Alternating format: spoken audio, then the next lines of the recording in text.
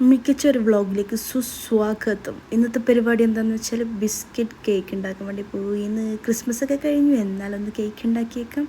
അതിനായിട്ട് കുറച്ച് പാർലേജി പിന്നെ ഹോർലിക്സ് ബിസ്ക്കറ്റ് എടുക്കുക. എൻ്റെ കയ്യിൽ പാർലേജി കുറച്ചേ ഉണ്ടായിരുന്നില്ല, അതുകൊണ്ട് കുറച്ചധികം ഹോർലിക്സ് ബിസ്ക്കറ്റ് എടുത്തു.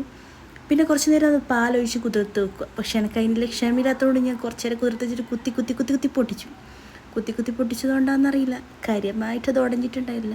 പിന്നെ മധുരപ്രാന്തായ കൊണ്ട് തന്നെ കുറച്ചധികം മിൽക്ക് മെയ്ഡ് ഇതിനകത്തേക്ക് തട്ടി.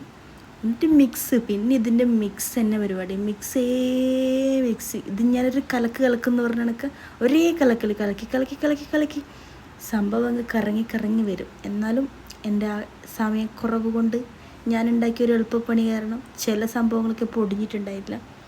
അതിനുശേഷം ഒരു മുട്ട പൊട്ടിക്കുക, എന്നിട്ടൊരു ബൗളിലേക്കിട്ട് കുറച്ച് പഞ്ചസാര ഇട്ടിട്ട് നല്ലോണം അടി.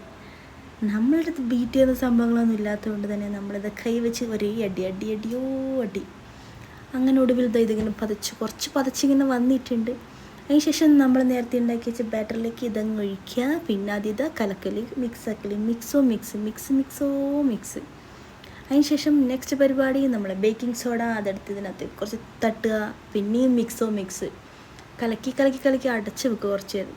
പിന്നെ എന്നെ ഈ കാണുമ്പോഴത്തേക്ക് നിങ്ങൾ വിചാരിക്കുന്നത് ഞാൻ തന്നെയാണോ, ഇത് ഞാനൊന്ന് ഉറങ്ങി എണീച്ചിട്ട് വന്നതാണേ. അതിന് ശേഷം ഈ ഒരു പാത്രത്തിലേക്ക് എടുത്തിട്ട് നമ്മളിതാ കുറച്ച് വെള്ളം അടുപ്പത്ത് വെച്ചിട്ട് ഇതിനകത്തേക്ക് വെക്കുക. പക്ഷേ എൻ്റെ സക്സസ് ആയില്ല കേട്ടോ. അതിന് ശേഷം ഞാൻ വേറൊരു പ്ലേറ്റിലേക്ക് മാറ്റി വെച്ചുണ്ടാക്കി കാണുന്ന കേക്കാണ് ഇത്.